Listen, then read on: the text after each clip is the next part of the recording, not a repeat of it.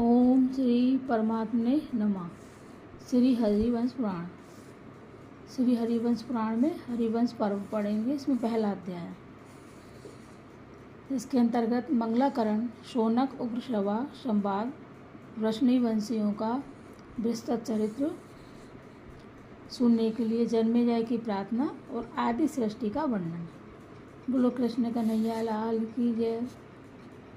बद्रिकाश्रम निवासी प्रसिद्ध ऋषि श्री नारायण अथवा अंतर्यामी नारायण, नर नारायण सखा अर्जुन अथवा आदि जीव हिरण्यगर्भ तथा नरोत्तम इन हिरण्यगर्भ एवं अंतर्यामी से विश्रेष्ठ शुद्ध सच्चिदानंद घन पुरुषोत्तम श्री कृष्ण को और इन नर नारायण तथा नरोत्तम के तत्व को प्रकट करने वाली देवी सरस्वती जी को एवं सरस्वती जी ने संसार पर अनुग्रह करने के लिए जिनके शरीर में प्रवेश किया है उन व्यास जी को प्रणाम करके अविद्या रूपी अज्ञान अंधकार को जीतने वाले इतिहास पुराणादि ग्रंथों का आरंभ करें।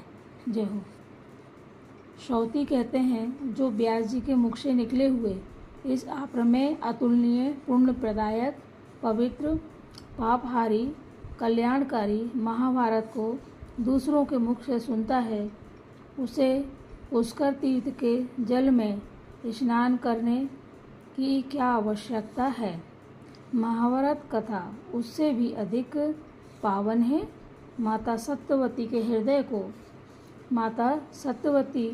हृदय को आनंद प्रदान करने वाले उन पाराशर पुत्र व्यास जी की जय हो, जिनके मुखारविंद से निकले हुए बागमयी रूपी अमृत का सारा संसार पान करता है। जो गौओं की सींग में सोना मड़वा कर वेद वेत्ता एवं बहुग ब्राह्मण को प्रतिदिन 100 गायें दान देता है और जो पुण्यदायिनी महाभारत कथा का श्रवण मात्र करता है, इन दोनों में से प्रत्येक को बार बार ही फल मिलता है। जो 4000 अक्षय अन्न शस्त्रों से युक्त तथा इंद्र पद की प्राप्ति कराने वाले हैं, उन 100 अश्वमेघ यज्ञों का अनुष्ठान करने से इस लोक में जो पुण्य प्राप्त होता है वही अनंत पुण्य इस हरिवंश ग्रंथ का दान करने से उपलब्ध होता है। यह बात महर्षि व्यास जी ने कही। भक्तों, अगर आपको दान करना है तो ये हरिवंश पुराण ग्रंथ का हमें दान करना चाहिए और ऐसे किसी योग को देना चाहिए कि वह पढ़े सुने वो सुनाए। और अगर आप गर्भवती महिला को देंगे तो और भी ज़्यादा अच्छा रहेगा, उसके बच्चे का उद्धार होगा। और अगर आपके पास एक है, आपने पढ़ लिया है, तो उसको फिर दूसरे व्यक्ति को दे दीजिए। घर में अनुपयोग में आए इससे तो अच्छा है आप उसका प्रयोग नहीं करें, यूँ ही रखा रहे। तो अगर कोई प्रयोग करने वाला हो, उसका उपयोग करने वाला हो, है ना, तो उसको आप दान में दे सकते हैं। और देखिए कितनी अच्छी बात है, इसमें महर्षि व्यास जी ने भी कहा है ना। तो इसलिए हमको इस बात का ध्यान रखना चाहिए। इसका उपयोग जो करे, जो भी व्यक्ति करे, उसको करना चाहिए।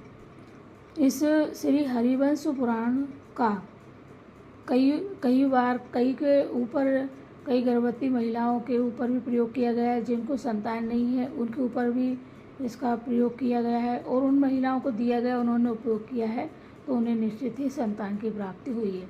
यह इतना श्रेष्ठ श्री हरिवंश पुराण है। इसको दान करें और ख़रीदें, घर में रखें, पढ़ें, सुनाएं।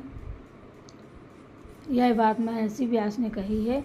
वाजपेयी और राजसूय यज्ञों के अनुष्ठान से तथा हाथी जुते हुए रथ के दान से जिस फल की प्राप्ति देखी या बताई गई है, वही फल हरिवंश ग्रंथ का दान करने से मिल जाता है। कितना पुण्य मिलता है, कितना श्रेष्ठ है हरिवंश ग्रंथ का दान करना। इसमें व्यास जी का वचन प्रमाण है तथा महर्षि वाल्मीकि ने भी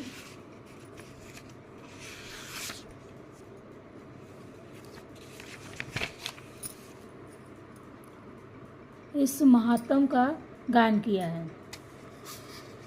देखिए, इस महात्म का गान किया है।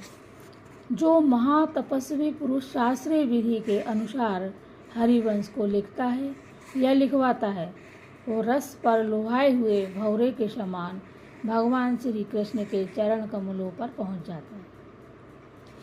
ब्रह्मा जी के आदि कारण श्री नारायण को जिनसे ऊपर की छठी पीढ़ी का पुरुष बताते हैं, जो अक्षय विभूतियों से युक्त तथा नारायण के अंश से प्रकट हैं, एकमात्र सुखदेव ही जिनके पुत्र हैं, अथवा जो अपने पिता पाराशर के एक ही पुत्र हैं, वैदिक ज्ञान के महानिधि स्वरूप उन महर्षि श्री कृष्ण देवपायन व्यास की मैं उपासना करता हूँ। नैमिषारण्य की बात है। संपूर्ण शास्त्रों के विशेषज्ञ धर्मात्मा कुलपति महामुनि शौनक ने सबके आदि कारण अंतर्यामी पुरुष पुरुहूत बहुत से यजमानों द्वारा दी गई आहुति को ग्रहण करने वाले पुरुषतुत बहुसंख्यक उपासकों द्वारा स्तुत ऋत सत्य स्वरूप एक अक्षर प्रणवमय अथवा एक अविनाशी ब्रह्मा परमात्मा व्यक्ताव्यक्त स्वरूप सनातन आसक्त काररूप आसद काररूप सद सत कारण और कार रूप को कहा गया है।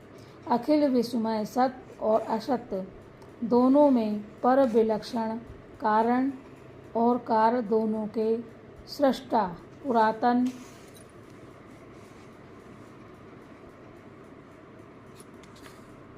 सर्वोत्कृष्ट अविकारी मंगलकारी मंगल रूप सर्वव्यापी सबके द्वारा वर्णनीय पाप रहित परम पवित्र इंद्रियों के प्रेरक तथा समस्त चराचर जगत के गुरु श्री हरि को प्रणाम करके लोमहर्षण सूत के पुत्र उग्रश्रवा से इस प्रकार पूछा। शौनक जी ने कहा, सूत नंदन, आपने भरतवंशियों अन्य सब राजाओं देवताओं दानवों गंधर्वों नागों राक्षसों दैत्यों सिद्धों तथा गुहकों से संबंध रखने वाला यह बहुत बड़ा उपाख्यान महाभारत कह सुनाया।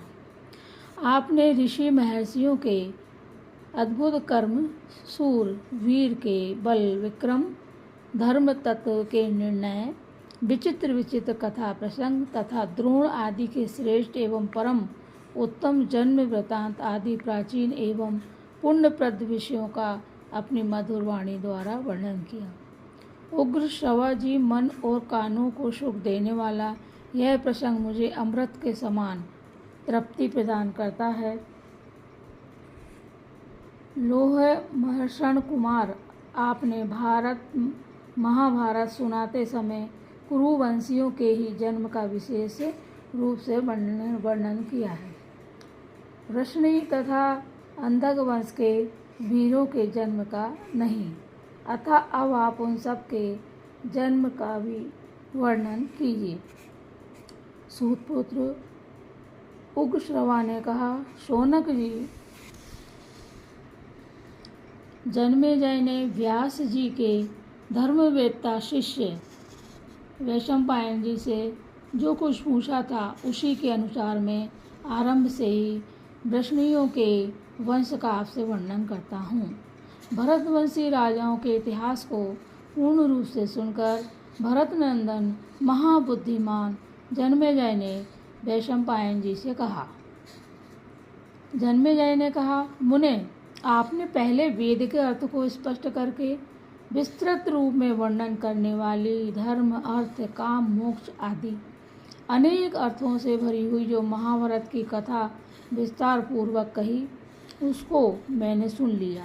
उस महाभारत के कथा में आपने बहुत से पुरुष श्रेष्ठ शूरों का वर्णन किया तथा बहुत से वृष्णि और अंधक वंशी महारथियों के नाम और कर्म भी बताए। द्विजोत्तम, उनके उत्तम कर्मों का भी आपने उन स्थलों में संक्षिप्त रूप से वर्णन किया है। प्रभु, अब आप उनको विस्तार पूर्वक सुनाइए आपने पहले जो संक्षिप्त रूप से वर्णन किया है उससे मेरी तृप्ति नहीं हुई है। ये वृष्णि और पांडव एक ही राशि कुटुंब के माने जाते हैं। तपोधन, आप वंशों की कथा कहने में चतुर हैं और उनकी सब बातों को आपने प्रत्यक्ष देखा है, अतः उनके कुल का आप विस्तार पूर्वक वर्णन कीजिए। महामुनि, जिस जिसके कुल में जो उत्पन्न हुए हैं उन सब को मैं जानना चाहता हूँ। अतः प्रजापति से आरंभ करके पूर्व काल में उनकी जिस प्रकार सृष्टि हुई है उन सब का विचार करके आप मुझे पूर्ण रूप से सब कथा सुनाइए। उग्र श्रवा ने कहा, जब सत्कार पूर्वक उनसे यह बात पूछी गई तब वे महातपस्वी महात्मा वैशंपायन क्रमशः और विस्तार के साथ उस वंशावली की कथा कहने लगे। वैशंपायन जी ने कहा, राजन सुनो, यह विष्णु वंशियों के जन्म की कथा अलौकिक, पुण्यमयी और पापों से मुक्त करने वाली है। इसमें धर्म, अर्थ, काम, मोक्ष आदि अनेक पुरुषार्थों का उपदेश है। इस वेद के समान माननीय तथा आश्चर्यमयी कथा का मैं आपसे वर्णन करता हूँ। जो इस कथा को अपने हृदय में धारण करता है या इसको पुस्तक के रूप में अपने घर में स्थापित करता है अथवा बार बार इसको सुनता है, वह इस लोक में अपने वंश को स्थापित कर अंत में स्वर्ग लोक में प्रतिष्ठित होता है। जो नित्य सत्य स्वरूप तथा कारणभूत अव्यक्त प्रकृति है उसी को प्रधान कहते हैं। सर्वशक्तिमान पुरुष ने उसी से इस विश्व का निर्माण किया है। महाराज, तुम अमित तेजस्वी ब्रह्मा जी को ही पुरुष समझो। वे समस्त प्राणियों की सृष्टि करने वाले तथा भगवान नारायण के आश्रित हैं। प्रकृति से महतत्व से अहंकार तथा अहंकार से सब सूक्ष्म भूत उत्पन्न हुए। भूतों के जो स्थूल भेद हैं वे भी उन सूक्ष्म भूतों से ही प्रकट हुए। यह अनादिकाल से प्रवाह रूप से चला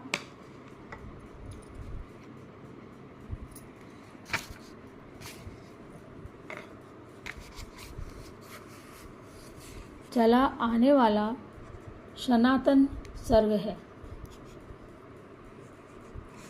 अब जैसी मेरी बुद्धि है और जैसा मैंने गुरुजनों से सुन रखा है उसके अनुसार मैं भूत सर्ग का विस्तार पूर्वक वर्णन आरंभ करता हूँ। सुनो, यह प्रसंग पूर्वजों की कीर्ति का विस्तार करने वाला, स्थिर कीर्ति वाले उन समस्त पुण्य कर्मों, पूर्वजों के यश, कीर्ति, धन और यश की वृद्धि करने वाला, शत्रुओं का नाशक, स्वर्ग की प्राप्ति कराने वाला तथा आयु बढ़ाने वाला।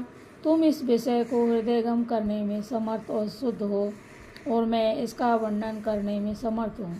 अतः पवित्र होकर आरंभ से विष्णु वंश पर्यंत परम उत्तम भूत सर्ग का वर्णन करूँगा। तदंतर स्वयंभू भगवान नारायण ने नाना प्रकार की प्रजा उत्पन्न करने की इच्छा से सबसे पहले जल की ही सृष्टि की। फिर उस जल में अपनी शक्ति का आधान किया। जल का दूसरा नाम है नार, क्योंकि उसकी उत्पत्ति भगवान नर से हुई है। वह जल पूर्व काल में भगवान का ऐन हुआ, इसलिए वे नारायण कहलाते हैं। भगवान ने जल में जो अपनी शक्ति का आधान किया था उससे एक बहुत विशाल स्वर्णमयी अंड प्रकट हुआ। वह दीर्घ काल तक जल में ही स्थित था। उसी में स्वयंभू ब्रह्मा जी उत्पन्न हुए, ऐसा हमने सुना है। भगवान हिरण्यगर्भ ने उस अंड में 1 वर्ष तक निवास करके उसके 2 टुकड़े कर दिए। फिर एक टुकड़े से भूलोक बनाया और दूसरे से भूलोक। उन दोनों टुकड़ों के बीच भगवान ब्रह्मा ने अवकाश की सृष्टि की। जल के ऊपर तैरती हुई पृथ्वी को स्थापित किया। फिर 10 दिशाएं निश्चित की। उस ब्रह्मांड के भीतर ही उन्होंने काल, मन वाणी, काम, क्रोध तथा रति आदि भावों की सृष्टि की। फिर इन भावों के अनुरूप सृष्टि करने की इच्छा वाले ब्रह्मा जी ने निम्नलिखित 7 प्रजापतियों को उत्पन्न किया। उनके नाम इस प्रकार हैं, ये सब प्रजापति हैं: मरीचि, अत्रि, अंगिरा, पुलस्त्य, पुलह, क्रतु और वशिष्ठ। महातेजस्वी ब्रह्मा ने इन सातों की अपने मन संकल्प से सृष्टि की, अतः ये उनके मानस पुत्र हैं। पुराणों में ये 7 ब्रह्मा निश्चित किए गए हैं। भगवान नारायण में मन लगाए रहने वाले इन 7 ब्राह्मणों की सृष्टि के अनंतर ब्रह्मा जी ने अपने रोष से रुद्र को प्रकट किया। फिर पूर्वजों के भी पूर्वज भगवान सनत कुमार को उत्पन्न किया। भरत नंदन ये मरीचि आदि 7 ऋषि तथा रुद्रदेव प्रजा की सृष्टि करने लगे। स्कंद और सनत कुमार ये दोनों अपने तेज का संवरण करके रहते हैं। उक्त 7 महर्षियों के 7 बड़े बड़े देव वंश हैं। देवता भी इन्हीं वंशों के अंतर्गत हैं। उन 7 वंशों के लोग कर्मनिष्ठ एवं संतानवान हैं। उन वंशों को बड़े बड़े ऋषियों ने सुशोभित किया है। इसके बाद ब्रह्मा जी ने पहले विद्युत, वज्र, मेघ, रोहित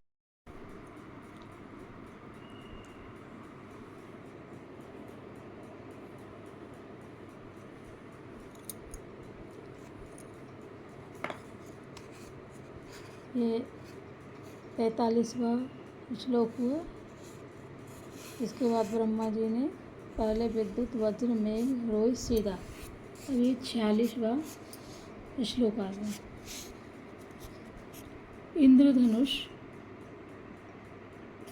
इंद्रधनुष, पक्षी समुदाय तथा पारिजन्य की सृष्टि की। फिर ब्रह्मा जी ने यज्ञ की सिद्धि के लिए नित्य सिद्ध ऋग, यजु और शाम का आविष्कार किया। फिर ऐश्वर्यशील ब्रह्मा ने अपने मुख से देवताओं को और वक्ष स्थल से पितरों को प्रकट किया। फिर उन्होंने उपस्थेन्द्रिय से मनुष्यों को और जंघाओं से असुरों को उत्पन्न किया। तदनंतर उन्होंने श्राद्ध नामक प्राचीन देवताओं को प्रकट किया, ऐसा हमने सुना है। इस प्रकार प्रजा की सृष्टि रचते हुए उन आपव अर्थात जल से प्रकट हुए प्रजापति ब्रह्मा के अंगों में से उच्च तथा साधारण श्रेणी के बहुत से प्राणी प्रकट हुए। इस प्रकार वे आपव प्रजापति मानसिक प्रजाओं को रच रहे थे, परंतु वे प्रजाएं जब अधिक ना बढ़ी तब वे अपने शरीर के 2 भाग कर एक भाग से पुरुष और दूसरे भाग से नारी हो गए। और उस नारी ने गाय, घोड़ी आदि जिस जिस रूप को धारण किया, पुरुष ने उस जाति के बैल, घोड़े आदि का रूप धारण किया। इस प्रकार उन्होंने उस नारी में अनेक प्रकार की मैथिनी प्रजाओं को रचा। इस प्रकार से वे पुरुष और नारी अपनी महिमा से स्वर्ग और पृथ्वी पर व्याप्त हो गए। भगवान विष्णु ने विराट पुरुष आपव प्रजापति या ब्रह्मा की सृष्टि की थी और विराट ने पुरुष की। उस वैराज पुरुष को तुम मनु समझो और उनकी स्त्री को शतरूपा। मनु के समय को ही मनवंतर काल कहा गया है। आपव पुत्र मनु की जो यह दूसरी योनज सृष्टि है, यही से मनवंतर का आरंभ बताया जाता है। इस प्रकार शक्तिशाली वैराज पुरुष मनु ने प्रजा सर्ग की सृष्टि की। आपव प्रजापति को नारायण सर्ग कहा गया, क्योंकि वे नारायण से ही प्रकट हुए हैं। उनकी अयोनिजा प्रजा प्रथम सर्ग है और मनु की योनिजा प्रजा द्वितीय सर्ग। जो इस आदि सृष्टि को इस प्रकार जान लेता है, वह आयुष्मान, कीर्तिमान, धन्यवाद का पात्र, संतानवान और विद्वान होता है। उसे इच्छा अनुसार उत्तम गति प्राप्त होती है। इस प्रकार श्री महाभारत खिल भाग हरिवंश के अंतर्गत हरिवंश पर्व में आदि सृष्टि का वर्णन विषयक पहला अध्याय पूरा हुआ। बोलो कृष्ण कन्हैया लाल की जय। ओम नमो भगवते वासुदेवाय नमः। ओम नमो भगवते वासुदेवाय नमः। ओम नमो भगवते वासुदेवाय नमः। ओम देवकीसुत गोविंद वासुदेव जगतपते देहि में तन्यम कृष्ण त्वामहे शरणं गता। बोलो हरिवंश पुराण की जय।